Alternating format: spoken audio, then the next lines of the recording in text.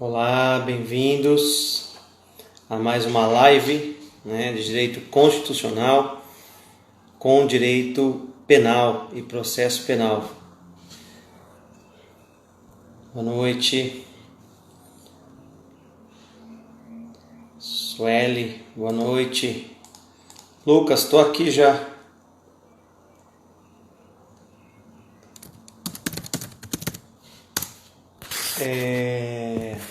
Tema de hoje que a gente vai conversar, para vocês já ficarem atentos. Deixa eu ver se eu consigo colocar aqui ativar o comentário aqui. Ó o Lucas aí. Só solicitar, Lucas.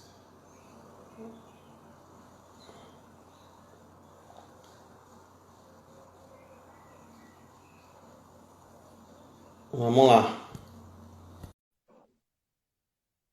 Estou aguardando o Lucas para a gente conversar sobre Lucas. Fala, grande César, meu amigo, tudo bem contigo? Boa noite, meu amigo, tudo bem? Graças a Deus, satisfação em revê-lo. Faz quanto tempo que a gente não se vê com a razão dessa pandemia, vendo aí pela telinha do celular. Sim. Aí é muito, muito bom. Espero que você esteja bem, estou vendo que está muito bem. Satisfação e obrigado aí pelo convite já, viu?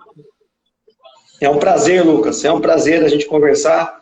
A gente tinha combinado uma live já faz tempo, logo começou a pandemia, né? Não deu certo, agora deu, uma hora daria, né? Agora chegou o momento. Pois é. A mesma coisa aconteceu com o Orestes, né? Desde o começo da pandemia eu falei para o Orestes, vou fazer uma live. Mas não surgia assunto. Aí deu o caso Magalu, falei, agora é a hora, vamos fazer. Aí agora deu o caso da Mari Ferri, vamos fazer, é penal, tem tudo a ver, vamos conversar. Todo mundo aprende, todo mundo cresce, essa é a ideia, né, Lucas? Está no sangue, né?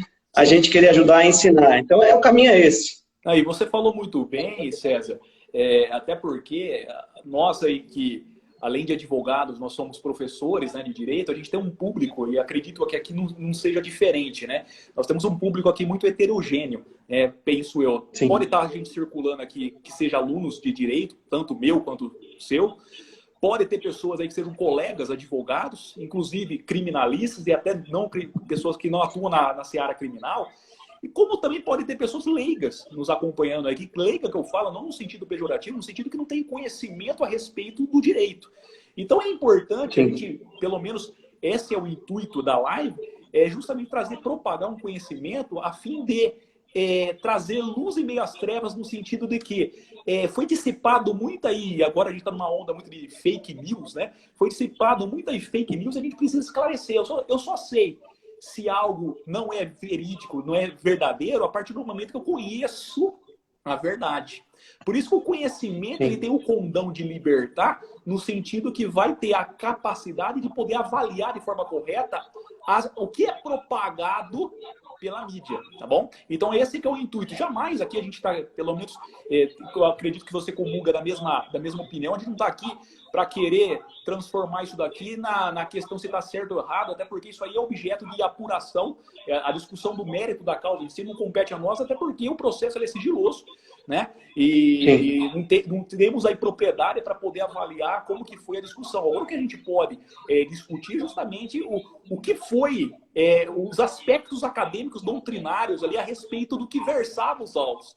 Esse aqui é o intuito, até para poder dissipar algo que foi muito propagado. Eu não sei se porventura você, na qualidade de professor, foi bastante indagado, mas eu, de uns tempos para cá, César, eu quase que não trabalhei no escritório, de tanto que fui bombardeado com informação com a seguinte pergunta, né?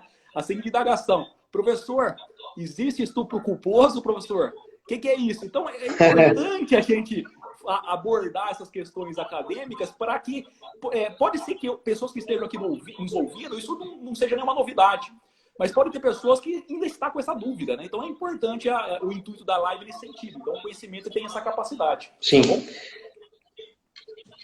Eu te agradeço bastante pela presença aí, de novo, parceria, amizades, né? Faz tempo que a gente se conhece.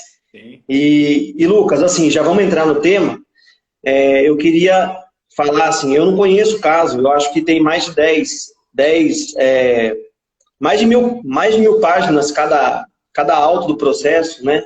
Então, assim, 10 mil páginas mais ou menos esse processo. Não tem como ler. Eu não tive acesso a nada, nem a sentença eu li. Mas eu vi os vídeos que transitaram pelas redes sociais. Mas eu vi os vídeos que transitaram pela internet, né? A questão, acho que a gente nem precisa falar no mérito, mesmo porque não sei se você leu. Provavelmente você não conseguiu ler tudo também. Talvez a sentença, não sei. Tem a sentença. A sentença, então. Eu acho que o mérito não é o caso. A gente pode falar do entorno. Eu acho que o que importa aqui é o entorno. É o que gerou tudo isso. Então, Lucas, eu acho que a gente podia começar falando sobre o que divulgaram na internet, aquele vídeo vexatório, humilhante para a vítima, para a gente repensar o papel da vítima, Lucas. Eu acho que esse é o objetivo da live. E repensar o papel da inquirição no processo penal. Né? Não é minha área, mas é sua. Então, você vai poder falar bastante sobre isso. Comparar o sistema acusatório presidencialista, que a gente fazia pergunta para o juiz, e o juiz fazia pergunta para a vítima ou para a testemunha, e agora é inquirição direto, né? Eu, no passado, já dei até aula de penal, processo penal em cursinho, então eu posso falar um pouquinho. Você é o cara dessa área, mas dá para a gente conversar ainda, né? Consigo conversar sobre isso. Não. Então, o sistema da inquirição direta, o que você acha dele? No Brasil, se ele ainda é rudimentar, o jeito que é tratada a vítima, ainda mais se for mulher, porque parece que isso não é um caso isolado, isso aconteceu e vem acontecendo em vários casos. É que agora a gente teve a oportunidade de ter contato com um caso desse, né? E falar um pouquinho também da questão do estupro de vulnerável, né? Que foi o caso aí, objeto do processo. Não entrar no mérito do processo, porque talvez a gente faça um julgamento equivocado, né, Lucas? Perfeito. Mas, de repente, falar um pouquinho da teoria do estupro do vulnerável, como que ele funciona e como que se adaptaria nesse caso da Mari Ferri. O que você acha? Pode ser por aí? Podemos começar por aí? Perfeito. Você, que é o anfitrião aí, o presidente da pauta, longe de mim aí, discutir. Você que manda, César. E assim, você tocou num ponto, e é interessante, depois eu vou até adentrar também, parece que não, mas essa nossa conversa aqui, ela tem um fundo ali de constitucional também, que você é perito na área, é até importante a gente discutir, né? Até para repensar, né, o que vem a ser, ou pensar melhor o que vem a ser a ampla defesa. Né? Você tocou no ponto da inquirição, né, de pergunta, como que isso daí tem que ser analisado à luz da ampla defesa. Mas partindo dessa premissa aí, César, que você abriu, o que ele tem que ficar muito claro que o Código do Processo Penal, né, o nosso Código do Processo Penal, ele sofreu alteração em 2008. Né? Antes nós tínhamos, no que tange a inquirição, né, das testemunhas, inclusive de vítima, nós tínhamos ali o sistema presidencialista, que você muito bem abordou, que era aquele sistema que não tinha a pergunta, né, as perguntas feitas diretamente para as testemunhas ou então para a vítima. Você tinha que submeter isso para o quê? Para o juiz. E o juiz, então, ele reportava isso para a testemunha ou para a vítima. Né? Então, era aquela situação que, ao que me parece, ainda perdura na Justiça do Trabalho. Né? Esse sistema meio presidencialista. Você faz a pergunta para o juiz replica para as partes. Só que em 2000, para as testemunhas ou então para a vítima. Só que em 2008, né, nós tivemos uma ruptura desse sistema presidencialista e foi introduzido ali um sistema que tem um nome bonito para dizer algo que é direto. O que significa esse sistema, a palavra bonita, chama cross-examination. Então a gente tinha um sistema presidencialista e agora, de 2008 até agora, está em voga, é o sistema cross-examination, né? Que está lá no 212, artigo 212 do Código do Processo Penal. Muito embora, na prática, não é seguido a ipsis literi, literalmente, como deveria ser, né? Como está preceituado. Mas o que diz esse cross-examination? O cross-examination, portanto, pode as partes já fazer já a inquirição diretamente. Ou seja, enquanto que no sistema presidencialista você perguntava para o juiz replicava isso então para as testemunhas ou para a vítima, agora você, quando eu falo você, a parte, seja o Ministério Público, seja o advogado, seja o assistente de acusação, que é interessante também que nesse caso aí tinha, né, assistente de acusação, eles podem fazer pergunta diretamente, né, fazer a inquirição ali diretamente para a testemunha, diretamente o que? Para a vítima, sem se submeter ao juiz. Isso não significa dizer que o juiz, na qualidade de presidente da audiência, ele não vai fiscalizar isso daí. Ele não tem o poder, então, de travar, de fazer alguma... Se ver que a pergunta está sendo impertinente ou desrespeitosa, ele não agir. Isso não, o juiz, ele não é um mero espectador ali de ficar passivo. Ele pode, por mais que você tem essa prerrogativa na qualidade de advogado ou Ministério Público de fazer a uso cross-examination direto, isso é fiscalizado pelo juiz. Agora, e você tocou nesse ponto, que teve essa mudança, mas em que pese isso, e é interessante a gente também analisar o seguinte, César, por mais que possa ser feitas essas perguntas diretas, quando a gente trata, e como é o caso aqui dos autos, né, a acusação versava sobre crimes contra a dignidade sexual, dentre as espécies de crimes contra a dignidade sexual, nós temos lá o estupro de vulnerável. Vale lembrar que são questões muito delicadas, né, envolvendo esse tipo de acusação. Delicadas para todos os lados, seja para quem está ali representado, está figurando como vítima, seja para quem está sendo acusado também a respeito disso. Então, é uma questão muito sensível que precisa ali ter muito cuidado na maneira de comportar em todos os sentidos, né? De inquirir, de fazer essa inquirição direta também. E você tocou num ponto que, assim, como que era? E aí é interessante que antigamente mesmo, César, não sei se você vai se lembrar, você que já chegou da aula de direito penal, né? Tinha umas teorias até que falava até da legítima defesa da honra, como se a mulher ali ela fosse como um objeto, né? Tanto é que falava crimes sexuais. Hoje fala de crimes contra a dignidade sexual. Porque, veja, você melhor do que eu, existe um princípio que a todos deve ser visto, analisado, que é o princípio da dignidade da pessoa humana. Então, a dignidade sexual, por isso fala crimes contra a dignidade sexual, significa dizer, portanto, que o legislador entende essas condutas como criminosas.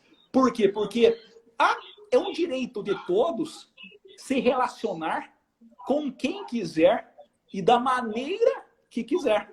Então, veja, o estupro é elegido como crime justamente porque ele é feito contra a vontade. A vítima do crime de estupro, ela não quer se relacionar, mas ela foi forçada a se relacionar. Por isso que é crime, porque dignidade sexual, quando eu falo nós, seja homem, seja mulher, nós temos o direito de escolher com quem iremos nos relacionar e da maneira que iremos se relacionar. Nós não podemos ser forçados a isso. E aí, dentro dessas espécies de crimes contra a dignidade sexual, você tem tanto o estupro, né, que está lá no 213, e foi modificado também esse crime. Antes nós tínhamos uma figura, uma visão até machista, né? O nosso Código Penal, vale lembrar, o Código Penal nosso é de 1940. Né? A cultura é outra, a gente está em 2020. Então a gente não pode ter que sofrer algumas alterações, porque não podemos ter a leitura de 1940. Em 1940, até perdurou até 2008, o estupro estava no 213, a seguinte redação: constranger mulher à conjunção carnal. Hoje, e aí a mudança teve em 2008, é constranger alguém. Pode ser sexo masculino ou sexo feminino. A qualquer ato libidinoso. Esse está lá no artigo 213, que é o estupro. E a acusação versando nos autos não é do estupro, propriamente dito. É do estupro de vulnerável, porque diz a lei, no artigo 217A, que em algumas situações, César, o que acontece? Parte da premissa que a pessoa ali, a vítima, no caso, ela não teve condições de externar o consentimento, ou seja, ela não consentiu no ato. E quais são essas situações à luz da legislação? Né? E é muito bom a gente frisar isso, que a gente não pode opinar no que eu acho. A gente tem que ver o que a norma diz. Né? E o 217A, ele fala o seguinte, que menores de 14 anos, relação sexual com menores de 14 anos, presume absolutamente que houve estupro, que não houve o consentimento. Em algumas situações também, como debilidade mental ou embriaguez, seja embriaguez por substâncias etílicas ou então toxicológica, retira também essa capacidade de externar o consentimento, logo teria então o quê? Estupro também. E essa acusação nos autos que versa os autos. Estupro de vulnerável, é algo que parece por ter ali uma discussão se estava a vítima sob o efeito ali de álcool ou substância toxicológica ou não. Perfeito? Sim. E aí, Lucas, perfeito. Aí a questão é a seguinte, que eu acho que muita gente, eu acho que a mídia também acaba deturpando um pouco as coisas, né? A questão do estupro culposo.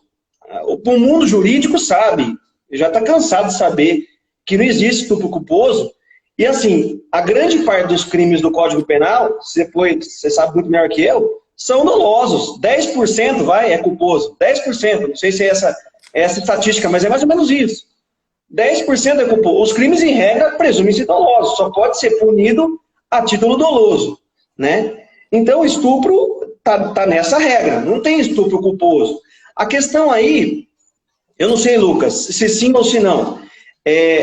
Pelo que eu vi, no que eu li, no pouco que eu li, me metendo um pouco no penal, será que ela está transitando pelo erro de tipo, ali, se o cara errou em relação à vulnerabilidade ou não? E aí sim, como não existe estupro culposo, veio a absolvição. Será que a sentença não transitou por aí? Não foi querer dizer que não existe estupro culposo, porque já é evidente, é óbvio. Mas será que não foi para configurar o erro de tipo e, consequentemente, dizer, se houve erro de tipo, então caberia a condenação culposa. Se não existe estupro culposo, eu vou ter que absolver. Essa é a linha, talvez, lógica tomada pelo juiz. E não uma coisa escrachada desse jeito, dizendo que não foi estupro culposo e vou absolver. Você não acha que foi por aí? Ou você acha mesmo que foi um negócio escancarado mesmo aí na sentença? Não, na verdade, César, o que acontece? Justiça seja feita, a sentença ela está muito bem redigida e argumentada, né? Você pode como falar assim, não transitou em julgado, pode ser revisto isso aí, pode ser passível até de reforma, enfim, mas que está fundamentado, que o juiz ali fundamentou e explicou as razões das suas convicções, está muito bem. Então, tecnicamente, não há o que se falar.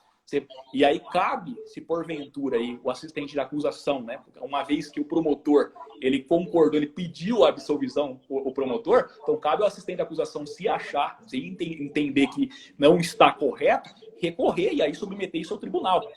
Então, quanto a isso, faz parte da dialética. Agora, o que acontece?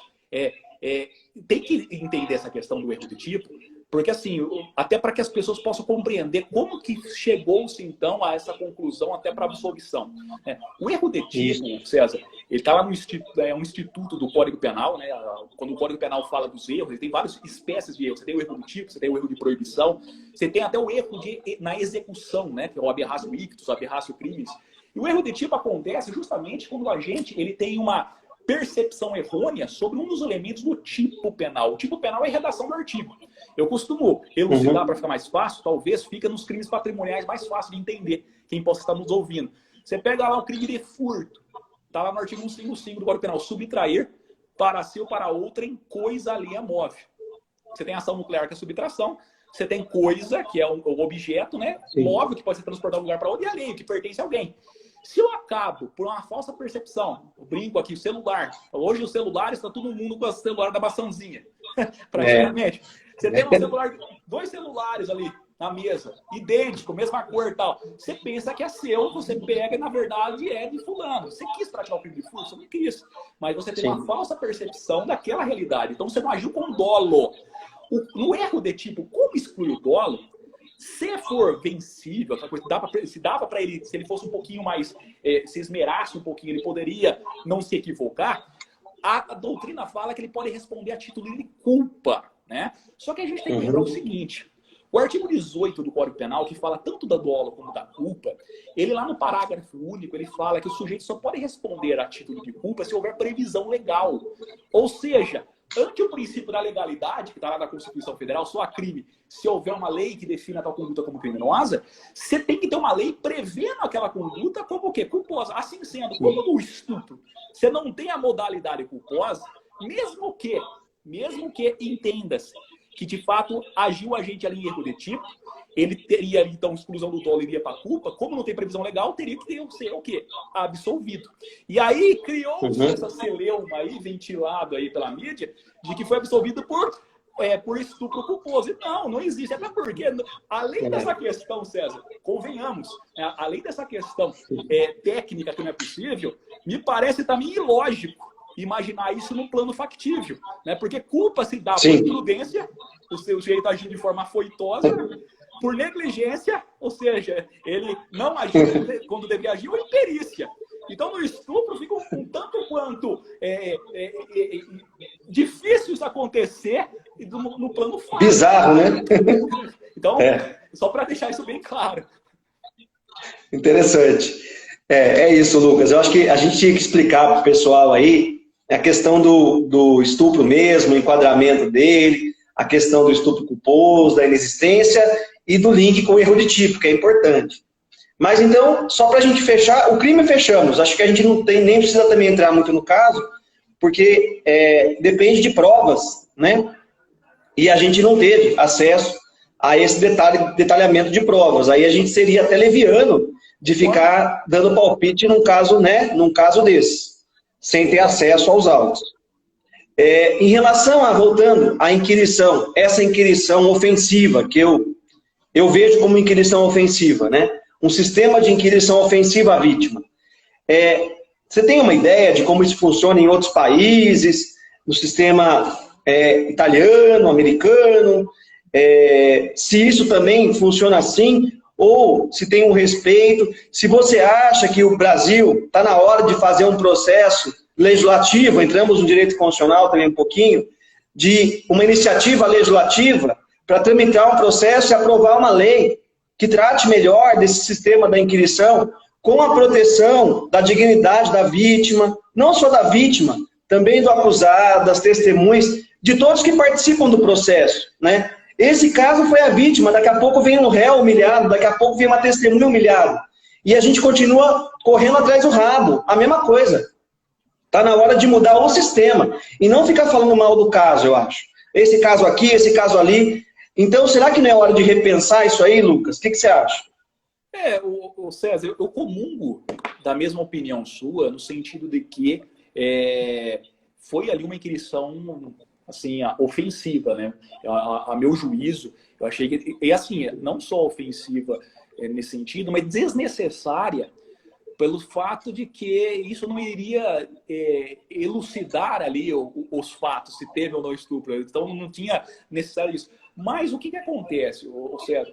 O que a gente tem que analisar, e aí fica até uma questão para reflexão, de que, por mais que na Constituição Federal tenha o princípio da ampla defesa, que todos têm que ser defendidos, falar lá no artigo 5º, os litigantes têm processo judicial assegurado no contraditório e ampla defesa, e tem que ser mesmo, a gente tem que pensar e refletir também na forma como é feito isso. Porque, mais do que argumento, como já expressou Aurí Lopes Júnior, o professor Aurí Lopes Júnior, mais do que argumento de autoridade, você tem que ter autoridade no argumento, né? Então, o que é autoridade no argumento? Você convencer. E aí a inquirição, a meu juízo, César, você tem sempre, e aí sempre sublinhou muito bem, sempre que respeitar a pessoa na qualidade de ser humano, da dignidade da pessoa humana.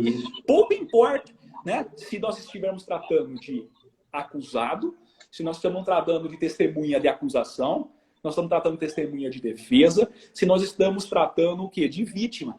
Tanto é verdade que existe uma lei de cunho federal, Lei 8.906/94, que impõe um dever ali, que é o dever de urbanidade, né? E isso também está na magistratura, como também está no Ministério Público. Então, eu entendo que sim, a gente tem que analisar por que eu falo isso. Porque esses crimes por si só já assim, tormentosos a situação de ser levado lá. E aí não correr o risco de vitimizar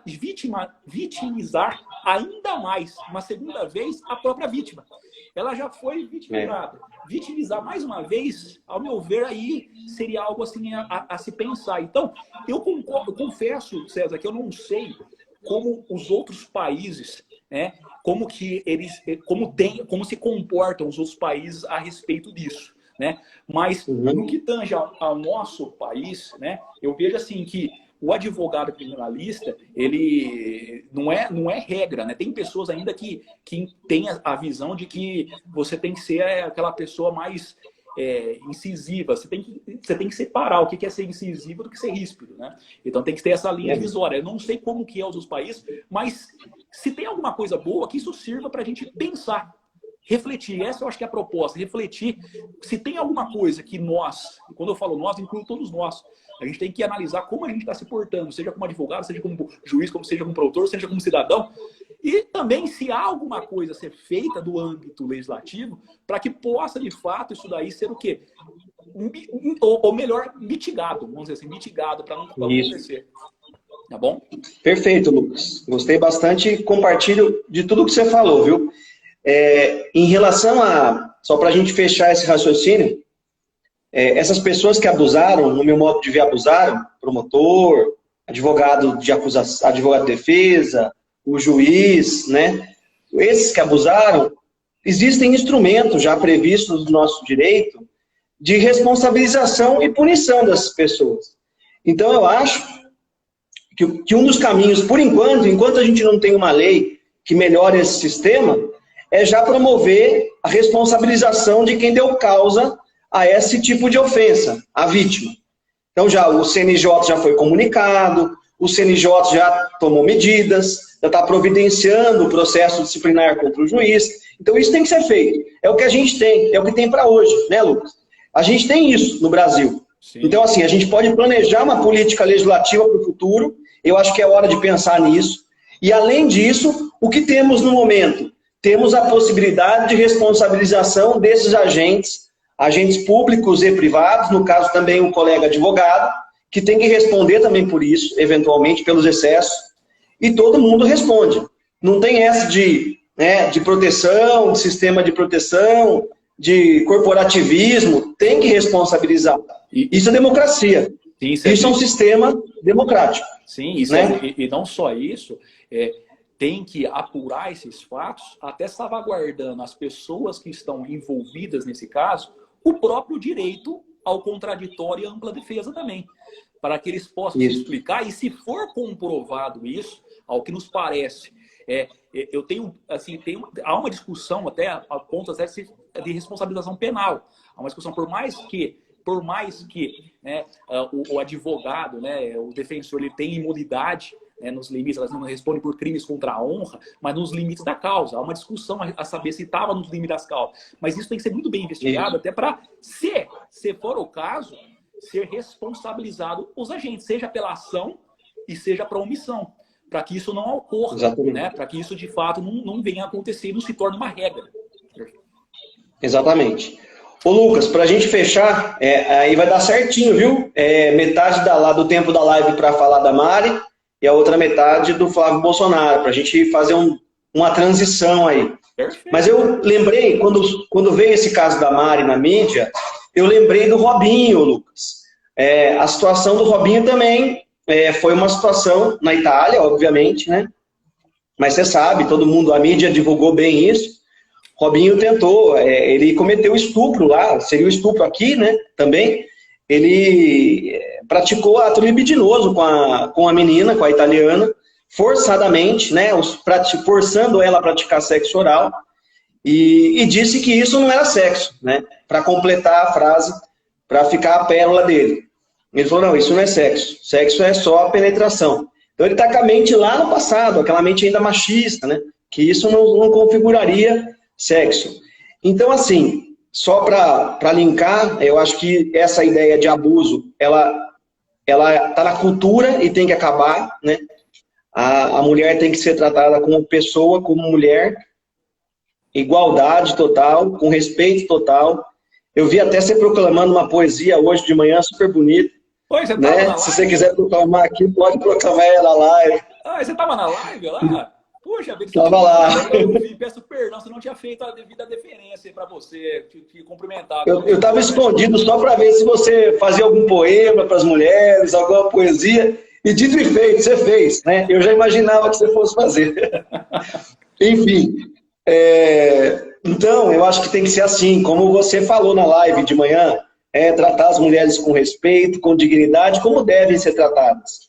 E aproveitando o gancho, essa questão do Robinho é interessante, porque olha, Lucas, olha o link de constitucional, a sacada dele. O Robinho é brasileiro nato, né? Então o Robinho cometeu o crime lá e voltou para o Brasil.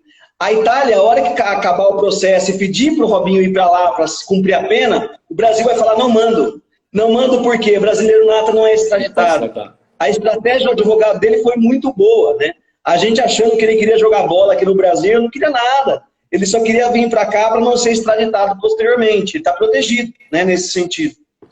Então esse é o viés constitucional da história do Robinho aí, que também tem um link com a história da Mari, que tem a ver com abuso, né, Lucas? Não, e assim, você quer falar alguma coisa? Me permita só um detalhe para a gente fechar isso aí, César, se você me permitir. Só claro, fica à vontade. Que tem que ficar muito claro o seguinte, eu vejo muitas pessoas falando assim, é uma acusação muito séria, pode ser que seja injusta e tal. Ok, se for, é séria, evidentemente, é crime hediondo, à luz da lei 872/90, tem todas as consequências de um crime hediondo, mas é o seguinte, se for mentirosa essa informação, a vítima ela não fica impune.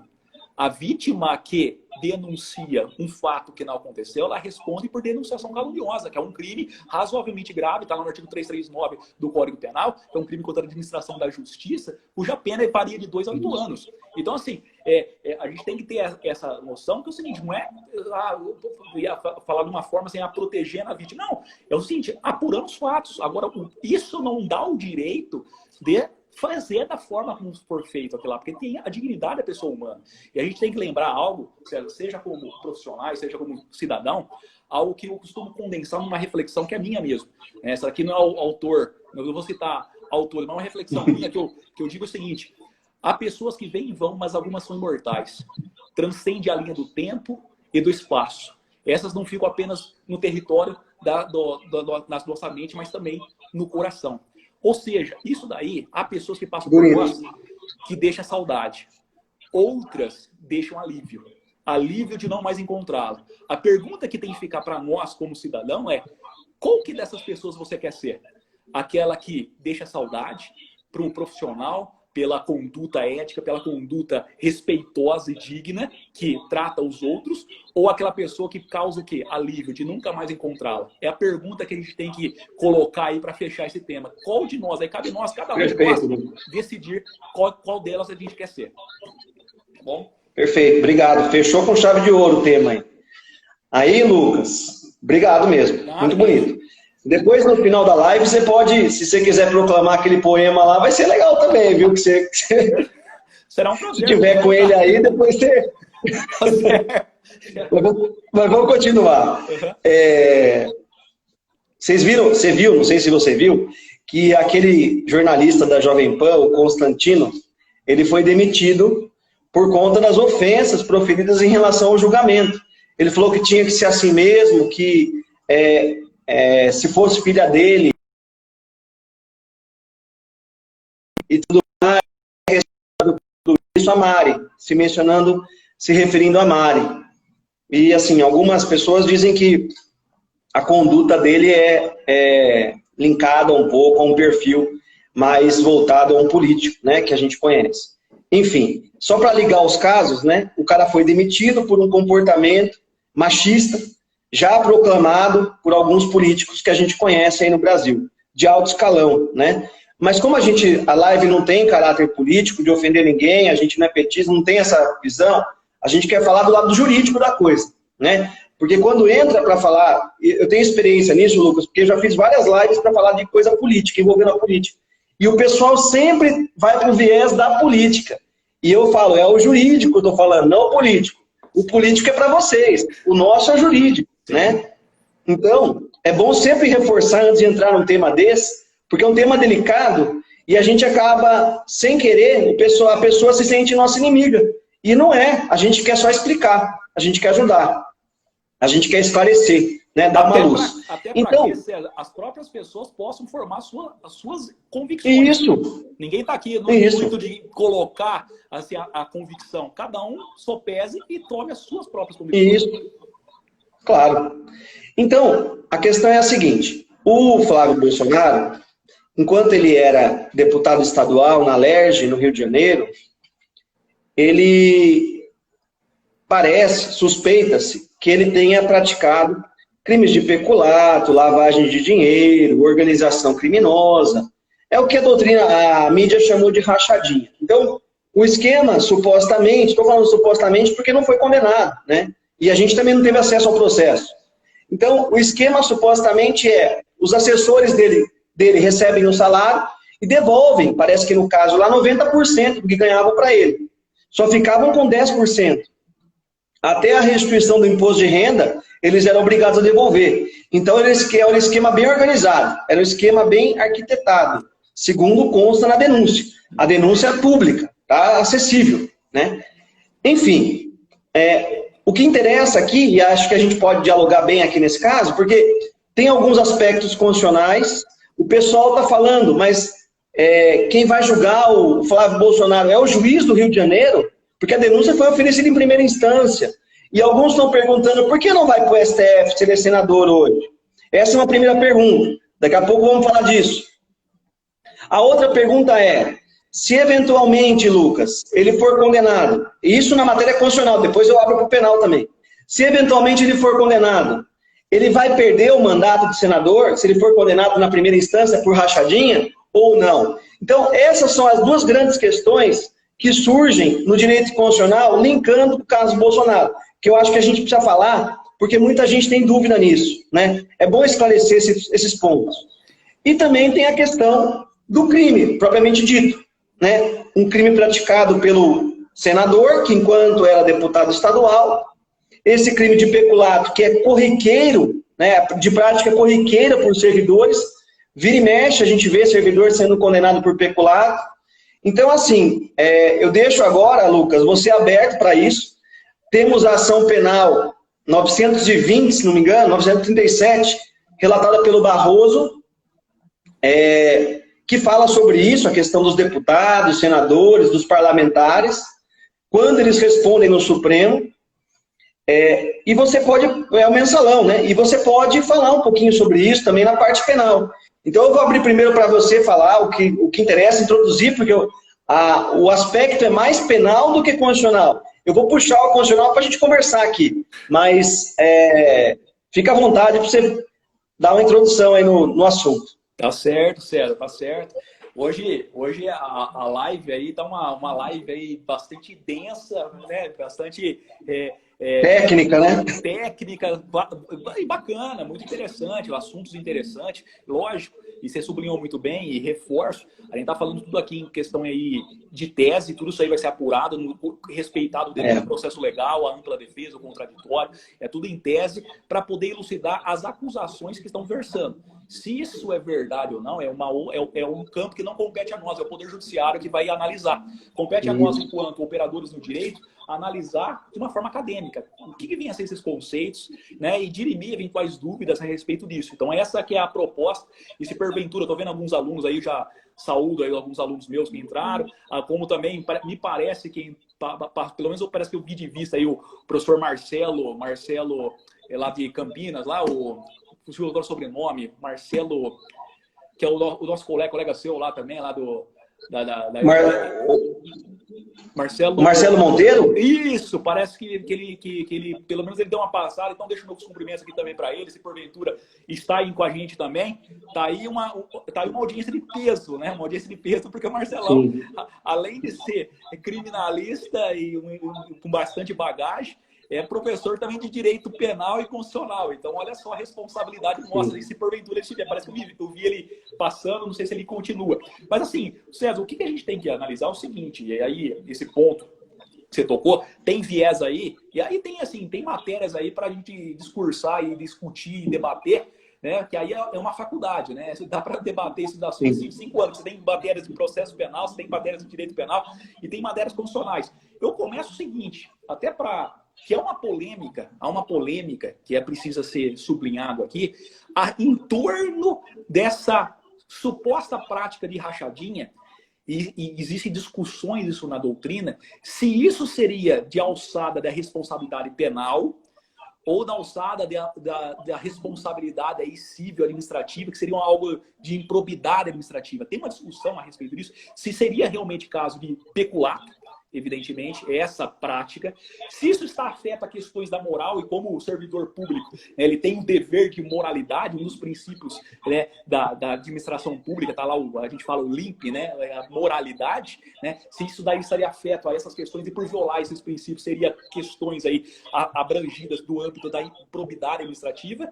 Existe ainda correntes, César, por isso que eu falo, é uma questão muito polêmica, existe ainda uma terceira corrente que ainda fala que, por mais que seja isso algo não agradável, algo que afeta a questão moral, algo que não é certo se fazer, mas está no âmbito negocial, e aí se a parte consentiu, não foi feito contra a vontade dela. Ou seja, eu, na qualidade de servidor, se eu negociei e aceitei fazer essa condição, repassar esse dinheiro, não fui obrigado a fazer isso, mas eu aceitei, sequer a conduta seria típica. Seria atípica, porque seria uma espécie negocial. Então, veja que há aí uma discussão muito, uma celeuma nesse ponto, porque tem essas três correntes existentes sobre o tema, e essas três correntes têm pontos aí que merecem ser refletidos. Não são três correntes que não têm argumentos que sejam plausíveis. São argumentos plausíveis que precisam ser analisados e precisam ser sopesados. Isso, evidentemente, vai ser melhor elucidado na hora da instrução criminal ali, para se aferir se de fato houve essa prática, e se houve essa prática, se foi os servidores envolvidos, porventura envolvidos, se eles foram obrigados ou não, para aí sim analisar o crime de peculato, porque o crime de peculato é o lado 312 do Código Penal, tem várias espécies de peculato, dentre elas você tem o peculato desvio, né? Você desviar um dinheiro para uma outra finalidade. E aí, se todos os elementos do tipo penal se encaixar perfeitamente no caso concreto, existe algo chamado tipicidade, né? A subsunção da conduta ao caso, à norma. E aí o sujeito vai ser responsabilizado. Fora isso, essa só abranger a parte penal. Então veja que a complexidade da situação. Então, sim, tem uma questão aí que se abordou muito bem, que vai versar ali uma discussão a respeito de algo chamado de competência, né? Nós temos no Código de Processo Penal a jurisdição, que jurisdição é o direito, né, o direito-dever que os magistrados possuem de julgar, né? Só que a medida dessa jurisdição se chama competência. E a competência tem várias formas de ser aferida, e uma delas tem a prerrogativa de função, né? Foro por prerrogativa de função, outros falam foro privilegiado. Há sim uma discussão nesse sentido, e ao que tudo indica, né, ao que parece, faz sentido, né, isso migrar para outra esfera. Faz melhor sentido, né? Como isso vai ser discutido e vai ser, de fato, concretizado é outra história, mas me parece aí que me faz muito mais sentido isso não ser de primeira instância, né? Isso vai ser... Eu vou dar minha visão, Lucas, aproveitando sua... Eu vou dar minha visão de constitucional. Vou falar o que o constitucional fala sobre isso. Vamos lá. Então é assim, para o pessoal entender, né? Hoje, o Flávio Bolsonaro é senador. Senador, pela Constituição Federal, é julgado pelo STF. Essa é a competência para julgar o senador. É a prerrogativa de foro do senador. O cargo de senador tem direito a ser julgado pelo STF. Ponto. Mas quando ele praticou o crime, ele era deputado estadual no Rio. E deputado estadual, pela Constituição Estadual do Rio, é julgado pelo TJ Rio. Então, veja, temos um conflito aí. O Flávio Bolsonaro, hoje é senador, seria julgado pelo STF. Quando ele praticou o crime, deputado estadual, competência do TJ. Nas duas hipóteses, ele tem prerrogativa de foro. Só que numa, TJ Rio, na outra, STF. Na prática, ele está sendo julgado no juiz comum, primeira instância. Que loucura é essa? Veja, Lucas, essa loucura tem solução. O próprio STF, né, nessa ação penal que eu falei para você, 937, ele decidiu o seguinte: os parlamentares, deputados, senadores, só são julgados pelo STF, vou repetir, os parlamentares, deputados, senadores, só são julgados pelo STF se o crime aconteceu durante o mandato. Veja, primeiro requisito, durante o mandato. Segundo requisito, tem que ter relação com a função parlamentar. Então, veja, o Flávio Bolsonaro praticou um crime que não estava durante o mandato. era enquanto ele era deputado estadual. Logo, o Supremo está de cara excluído, Lucas. De cara. O Supremo está fora da discussão. Perfeito. O Supremo não vai julgar esse caso. O próprio Supremo entende assim, então pode esquecer. Ele não vai para o Supremo. Agora a discussão é a seguinte. O parlamentar só tem prerrogativa de foro, e essa discussão que eu falei para vocês, durante o mandato, ligado à função, se aplica também na esfera estadual, obviamente. Se ele não está mais, se ele não é mais deputado estadual, não tem mais sentido ele ter a prerrogativa de foro no TJ estadual. Então, veja, na visão constitucional, isso já é consolidado, viu, Lucas? Na visão constitucional, ele não tem direito de ser julgado nem pelo TJ estadual e nem tampouco pelo STF. Por quê? Por conta da jurisprudência do STF, ação penal 937. Então, é correto o juiz estadual do Rio de Janeiro, primeira instância, julgar o Flávio Bolsonaro? Eu entendo que pela visão constitucional, sim. Entendi. Está correto. Entendi. Entendeu? Então tem entendimento já consolidado nesse sentido. Não tem como mudar. Então tá certinho o que está acontecendo. Está indo bem nesse ponto. Né? Veja, a Constituição, por isso que é bom o diálogo, né? A Constituição acaba ajudando os outros ramos e a gente vai chegando na conclusão. E não só isso, César. Eu acho que talvez essa seja uma das maiores belezas do direito, né?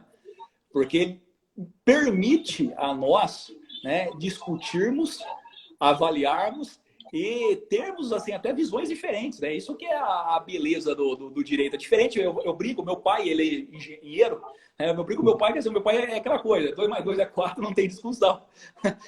Aqui a gente pode realmente ter, para você ver, como que é uma celeuma até na questão se é crime ou não, se porventura for comprovado o que foi feito, né? O que está relatado nos autos. Veja como que é uma situação bem tormentosa, mas, poxa, que aula de direito constitucional, hein, meu amigo? Poxa vida, bacana. Imagina. Muito obrigado. Imagina, Lucas, estamos juntos. Eu estou aprendendo penal também com você, minha obrigação é dividir um pouquinho também. Vamos lá. A questão agora é a seguinte. Você quer falar alguma coisa a mais do crime? Porque assim, eu ia transitar agora para aquela questão que o pessoal tem perguntado sobre isso. Eu tenho acompanhado as redes sociais.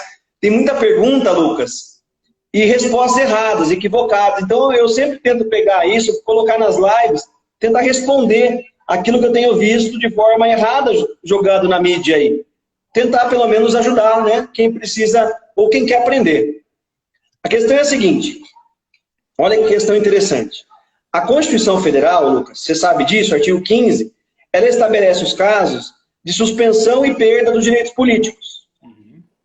Um dos casos lá é a sentença penal transitada em julgado enquanto durarem os efeitos.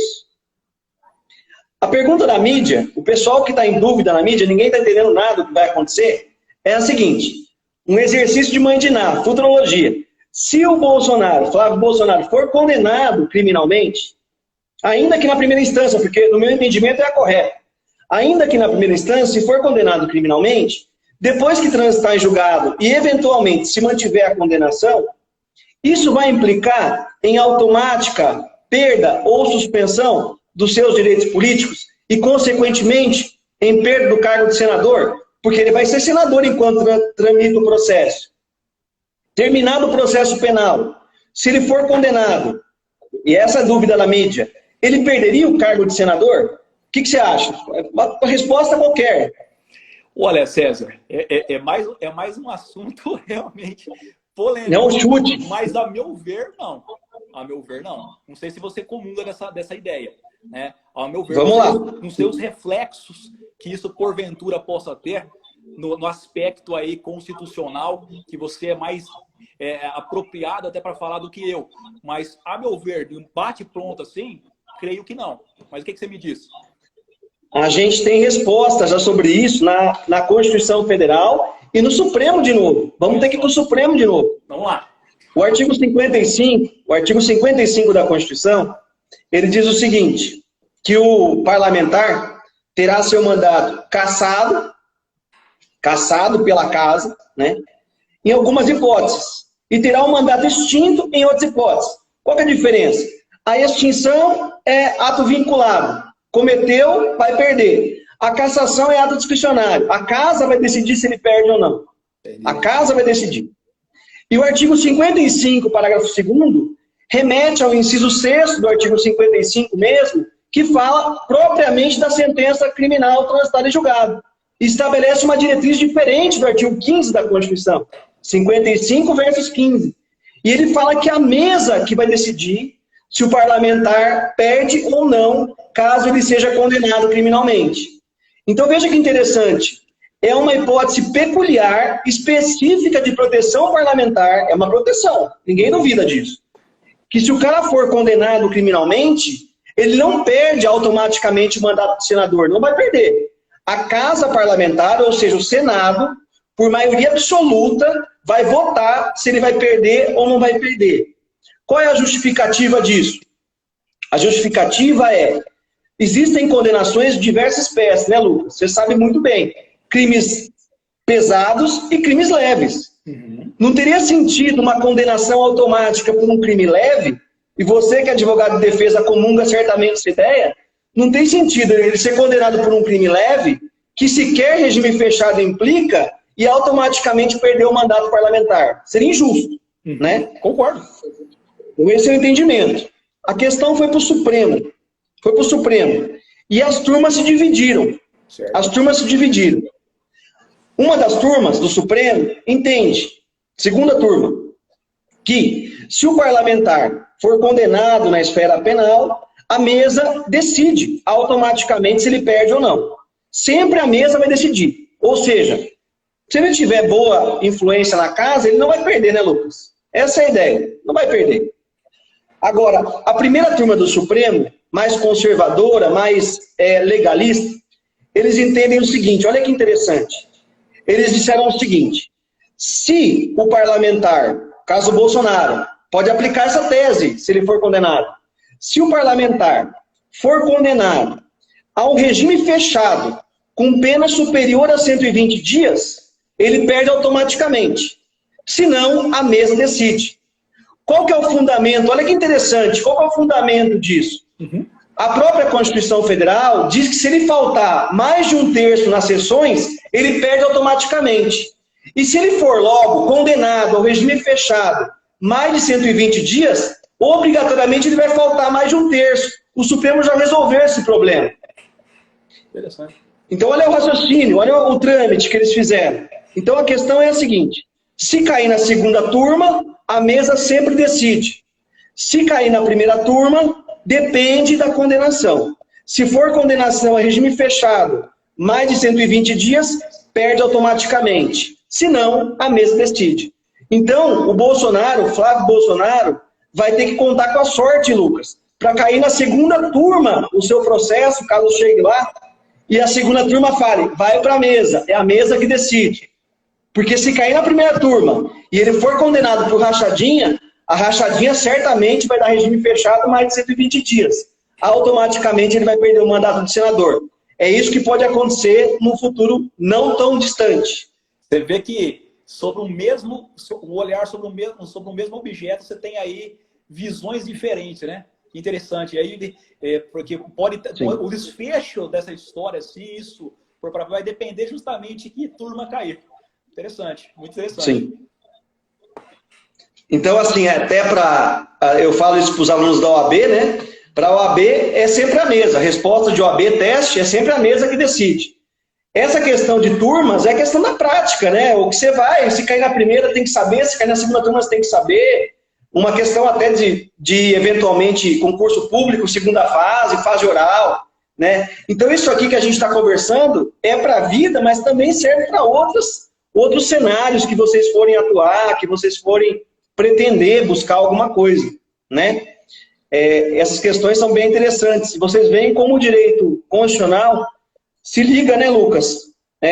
Umbilicalmente com o direito penal, que é garantista, né? O direito processual penal, eles caminham juntos. Por isso que os professores grandes penalistas, como você, o Marcelo Monteiro, eles são conhecedores do constitucional também.